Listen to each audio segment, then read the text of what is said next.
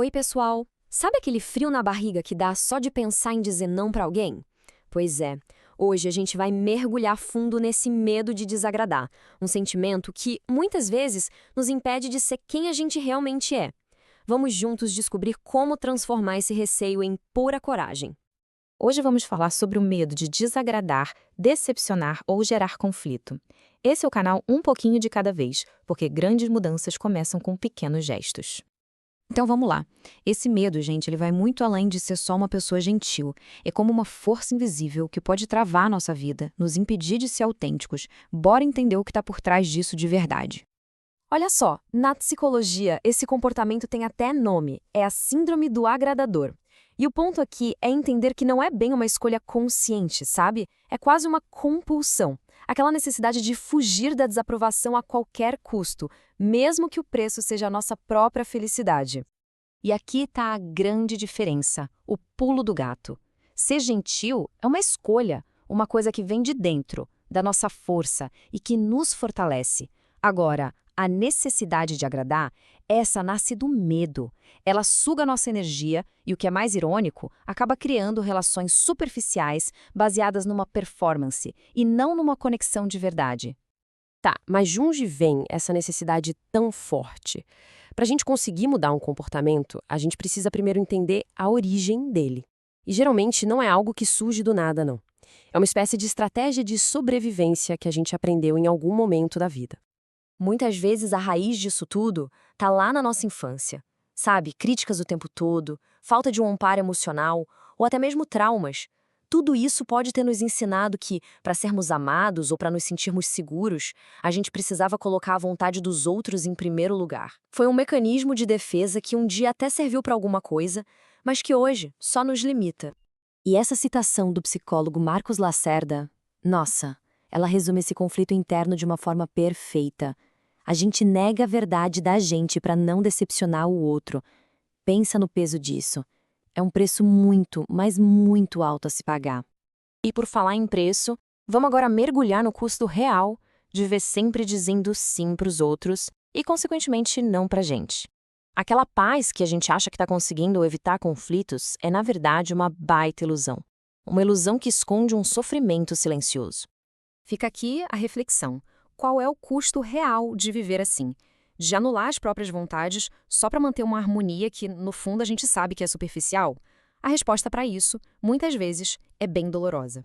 O custo é gigante. Começa com a perda da própria identidade, a pessoa chega num ponto que nem sabe mais do que gosta, do que quer de verdade.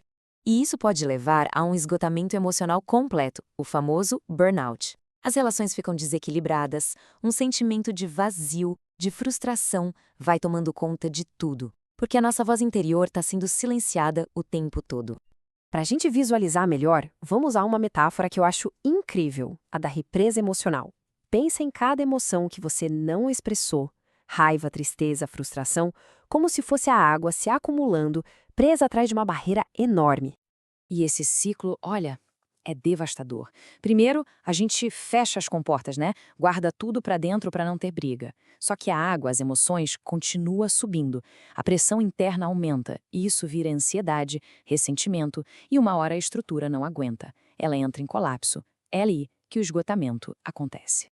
Mas calma, aqui vem a boa notícia. Existe um caminho de volta, um caminho para a autenticidade, para a gente conseguir reabrir essas comportas de um jeito saudável e, finalmente, pegar o leme da nossa própria vida de volta. E o ponto crucial, a virada de chave, é esta aqui. A gente precisa dar um novo significado para o não. Cada não que a gente diz para um pedido que não faz sentido para a gente é, na verdade, um grande e poderoso sim para nós mesmos. Um sim para as nossas prioridades, para o nosso bem-estar.